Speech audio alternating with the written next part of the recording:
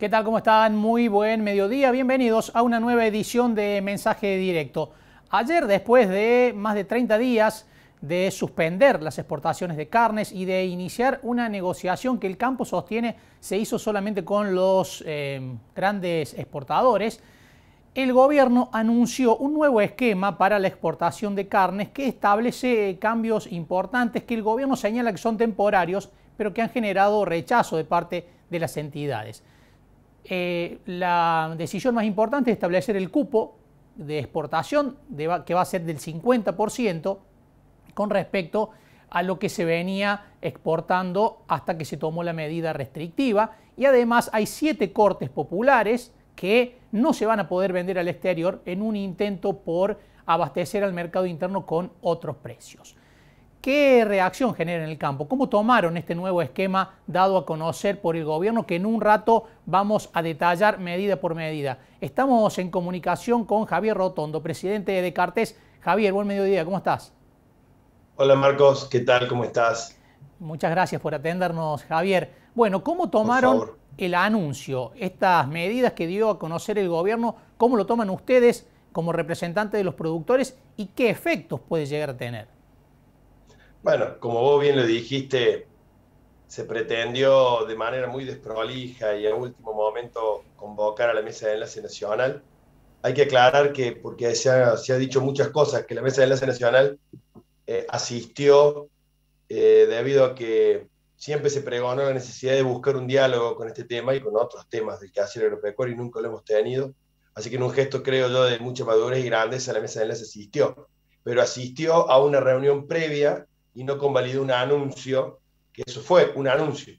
Cuando vos asistís a un diálogo, el diálogo es fijación de posiciones. Fueron a escuchar directamente un esbozo más de enmascarado en lo que ellos denominan un plan ganadero absolutamente inaplicable. De hecho, ni siquiera lo anunciaron, se dieron 30 días y llamaron a una mesa más de las tantas para intentar desactivar y prolongar el tiempo medidas unilaterales que son un daño total a la producción y que van a generar el efecto contrario que se busca. Por lo tanto, las sensaciones de mucha frustración, de muchísima preocupación y de estado de alerta absoluto. Los productores están muy molestos porque esto significa indudablemente, porque el paso reciente así lo dice, ir hacia una pérdida de stock, hacia un desincentivo. Y lo más triste de todo, eh, el consumidor va a pagar más cara la carne. Y en una economía inflacionaria no va a bajar la carne. La verdad que no tiene sentido, porque prohíben exportar lo que no se exporta, Marcos. Por ejemplo, el asado. Decime qué porcentaje de las 900.000 toneladas que Argentina exportó en el 2020 corresponden a matambre, vacío, costilla, tapa de asado, cuadrado, paleta, que son más o menos los cortes que dicen haber suspendido. Es un contrasentido. Y sí esconde, a nuestro juicio, viejas recetas de sectores de la cadena que logran sus acuerdos prebendarios muy cortitos y que es puntualmente una parte de los frigoríficos de mayor volumen exportador que se van a quedar con el negocio de la vaca china en un 50%. ¿Quién pierde? El productor criador, que es en su gran medida el pequeño productor de menos de 100 vacas. El 80% de los ganaderos argentinos tienen menos de 100 vacas madres, que son esa fabriquita de terneros que veía en el mercado chino y en el cambio de lógica un buen valor de su vaca de refugio, y el tambero, tan alicaído y tan destruido en su producción en los últimos años, que veía en esa vaca de refugio el mercado chino. Sacaron de la cancha a pymes frigoríficas del interior que habían empezado a disputar el mercado de la vaca china. Por lo tanto, ganaron pocos y perdimos la mayoría. Javier, ¿por qué decís que el efecto va a ser el contrario y que en las góndolas la carne va a aumentar en vez de bajar, que es lo que el gobierno está buscando, ¿no? A ver, en el próximos 15, 10 días vamos a ver cómo funcionarios se van a sacar fotos en las heladeras de las carnicerías del conurbano, por supuesto, festejando eh, con bombos y platillos que la carne bajó por un acuerdo de precio. Ahora bien, eh, si nosotros tenemos una inflación del 4% mensual, si la luz de las carnicerías, si la luz de los abastecedores y los frigoríficos sigue aumentando, Si el combustible en el que se transporta la carne sufre, como en el caso del año, más de 12 aumentos en el precio, ¿qué va a pasar con el valor de la carne? ¿Va a bajar? Entonces, no sinceramos el problema real de la situación de distorsión, que le pierde poder adquisitivo el salario y el impuesto inflacionario. Por lo tanto, se quiere, no tengo dudas, que absolutamente de manera electoralista, en un año en donde se define electoralmente muchas cosas, esta pan y circo, como decían los romanos, carne pseudo barata por poco tiempo. Lo que pasa es que las elecciones son en noviembre y falta mucho para noviembre. Por lo tanto, nosotros no vemos otra alternativa, ¿no?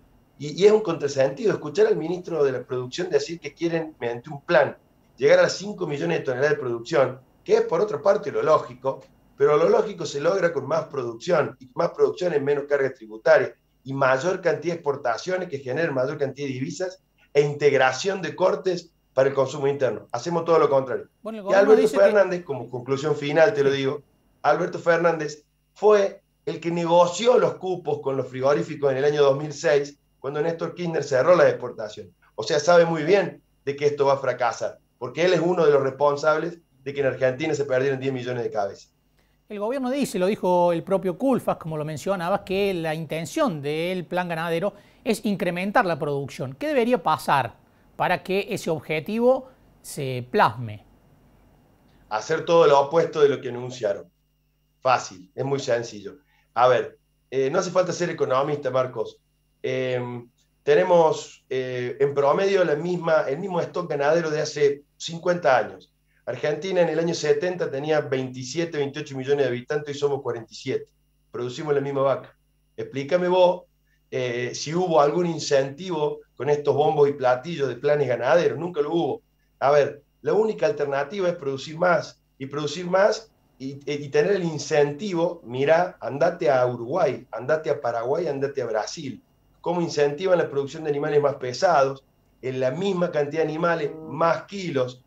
Por eso te decía al principio, el asado no se exporta, es marginal la exportación de asado.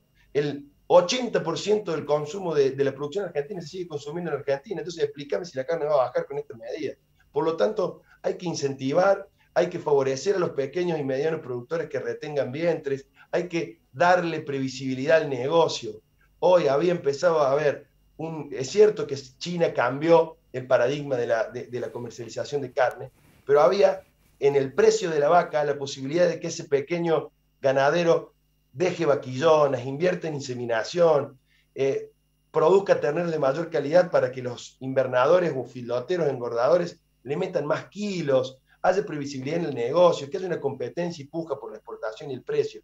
Pero no, el corto plazo, la desesperación de en un año electoral ver que uno de los Culfas comete un horror en decir la carne aumentó 100%.